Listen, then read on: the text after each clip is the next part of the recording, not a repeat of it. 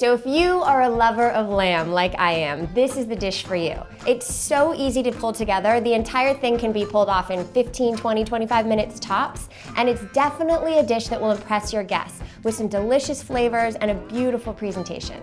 So to get your lamb chops, you're gonna start out first with a rack of lamb. There's a layer of fat that covers the top of it. You can cut off some of the excess fat if you don't want too much, but to be honest, a nice thin little layer of fat really adds some good flavor to these chops. They're really small and petite, they're just perfect.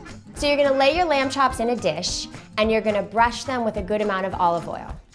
Then you're gonna sprinkle them generously with salt and pepper. You're gonna put a little garlic powder on as well. And then you're gonna sprinkle on your fresh rosemary. Ideally, you don't want to cook these right away. You want to let those flavors kind of soak in for a while, so stick them in the fridge for a minimum of a half an hour, but 2 or 3 hours would be even better if you have the time. So once your lamb chops are ready to cook, you're gonna pour some olive oil in your pan and let it get really nice and hot. If you put the chops in before the oil's hot enough, they're not gonna get that same beautiful brown sear that you're going for. So lay your chops in, make sure there's enough room between them, and let them just sit for 2 to 3 minutes per side. Don't move them around because that's also gonna mess up the sear. Just be patient and let them sit. Then flip them over and let them sit for 2 or 3 minutes on the other side as well. These little lamb chops are definitely best when served medium rare. I'm actually a medium well meat lover, but with these lamb chops, they are absolutely better when they're medium rare. That's the way to serve them. So once your chops are done, you're gonna take them out and set them aside to rest. Then it's time to whip up your super simple pan sauce. All you do is take some butter, toss it in that hot pan, then you're gonna deglaze with some white wine. That's gonna soak up all those brown bits and all that goodness that was left over from the lamb chops.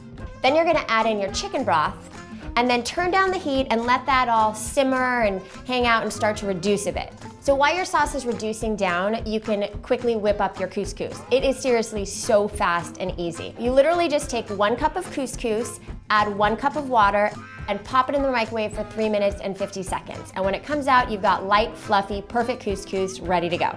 Then you're gonna drizzle in your olive oil, toss in your sun-dried tomatoes, and you're gonna crumble that cool, salty feta all over the top. Then you wanna toss in your fresh herbs. So throw in some chopped Italian parsley and some chopped mint. Now, lamb and jelly is a traditional marriage made in heaven. A lot of people like to eat mint jelly with lamb.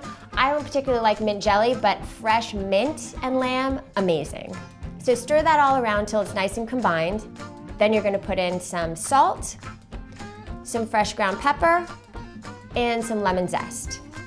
You can certainly just spoon this couscous right onto your plate, but I have another little trick that I like to do. I take the couscous and I just pack it into a very small bowl of some kind. It acts as a little mold.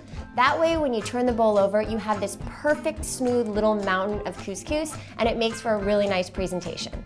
And that's it. I'm telling you, once your lamb has finished marinating, the actual cooking process takes literally 20 minutes from start to finish. It couldn't be easier. And it's got this really nice kind of unique presentation. It's a great departure from your typical chicken dinner. Make it for a nice dinner party, try it for a nice dinner in. I promise you're gonna love it.